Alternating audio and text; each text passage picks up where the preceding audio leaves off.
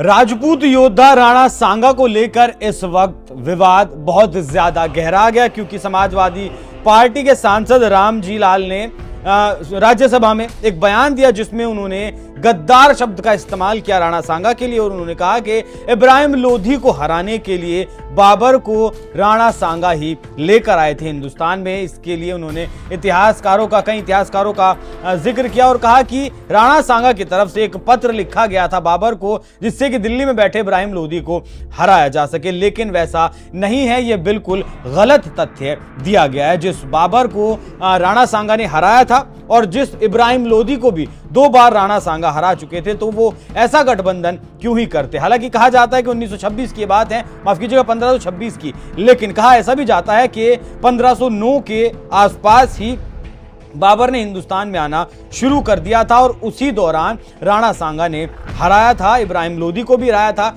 और बाबर को भी हराया। तो ये फैक्ट पूरी तरीके से गलत है कि राणा सांगा ने कोई पत्र लिखा था। हाँ, ये जरूर कुछ इतिहासकार बताते हैं कि बाबर की तरफ से इब्राहिम लोधी को हराने के लिए एक पत्र राणा सांगा को लिखा गया था, जिसे सिरे से खारिज कर दिया था राणा सांगा ने। इस विवाद को लेकर कई तरीके के अपने तर्क लोग दे रहे हैं। हालांकि समाजवादी पार्टी के जो अध्यक्ष हैं अखिलेश यादव, उन्होंने इस बात का समर्थन किया और कहा है कि अगर कुछ पन्ने रामजी लाल ने खोले हैं तो फिर इसमें क्या ही दिक्कत है, क्या ही हर्ज है। और अब इसी लड़ाई में मौलाना साजिद रशीदी भी कूद पड़े हैं, जिन्होंने न सिर्फ राणा सांगा पर टिप्पणी की है, उनके बोल बिगड़े हैं, बल्कि संभाजी पर भी उनके बोल बिगड़े हैं। मौलाना साजिद रशीदी ने कहा कि शिवाजी महाराज ने मराठाओं के कई राजाओं को मारा था और उनके राज्य पर कब्जा किया था। शिवाजी महाराज की कोई इतनी बड़ी उपलब्धि नहीं है कि इनको इतना बड़ा बताया जाता है। भारत में महाराणा सांगा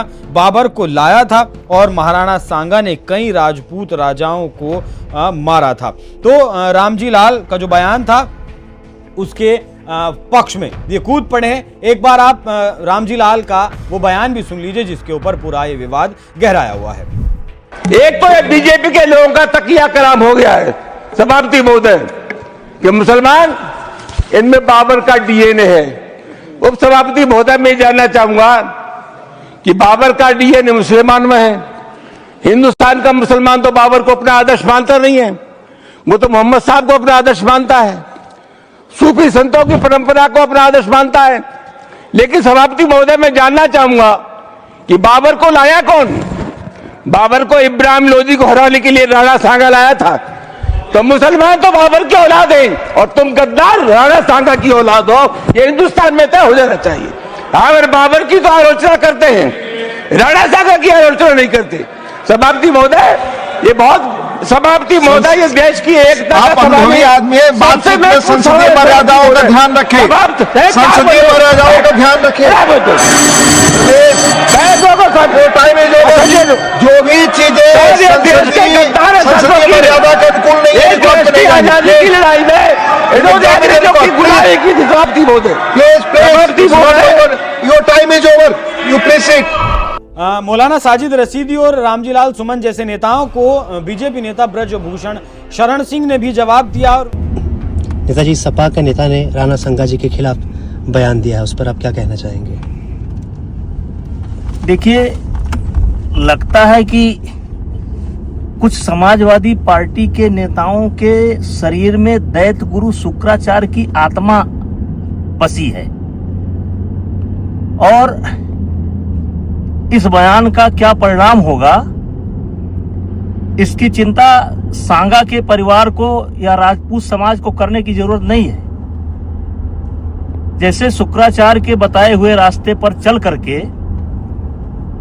एक तरीके से कह सकते हैं कि रावण का अंत हुआ था, तो ये जो शुक्राचार्य की आत्मा घुसी है, कभी बॉम्बे में घुस जाती है। अब देखिए, अच्छा भला चल रहा था, अब सुमन साहब कई बार के सांसद हैं, उनमें घुस गई और वो बड़े इतिहास के जानकार हैं। अगर उनको कहीं से रेफरेंस ये मिला है बाबरनामा से या कहीं से मिला है कि बाबर को उन्होंने आमंत्रित किया था, तो वहीं पर उनको ये भी देखना चाहिए कि दौलत खां लोधी ने क्या किया था। और दौलत खां लोधी ने इब्राहिम लोधी के विरोध में किया था, वो पंजाब का गवर्नर था। तो इतिहास एक चीज पर कई चीजें इतिहास में देखने को मिलती हैं। और लेकिन जिस वक्तव्य से किसी भी समाज को, किसी भी जाति को तकलीफ पहुंचती हो, बयान नहीं देना चाहिए। और राणा सांगा देशभक्त थे, छत्रपति शिवाजी महाराज देशभक्त थे कि नहीं थे, संभाजी देशभक्त थे कि नहीं थे, झांसी की रानी थी कि नहीं थी, इस पर जो है किसी नेता की सर्टिफिकेट की जरूरत नहीं है। और ये बयान उनको वापस लेना चाहिए और नहीं इसका परिणाम समाजवादी पार्टी भोगेगी।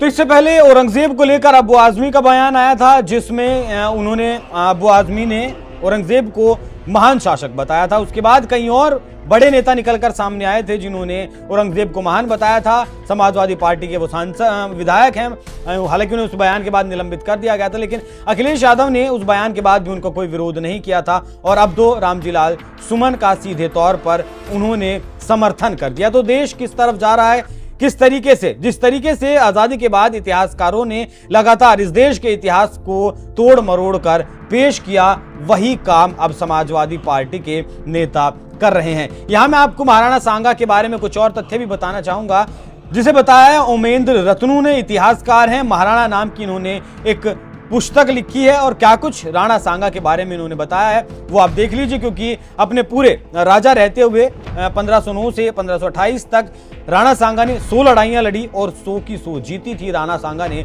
अपने जीवन काल में कोई युद्ध नहीं हारा था। सुनिए डॉक्टर ओमेंद्र रत्नू।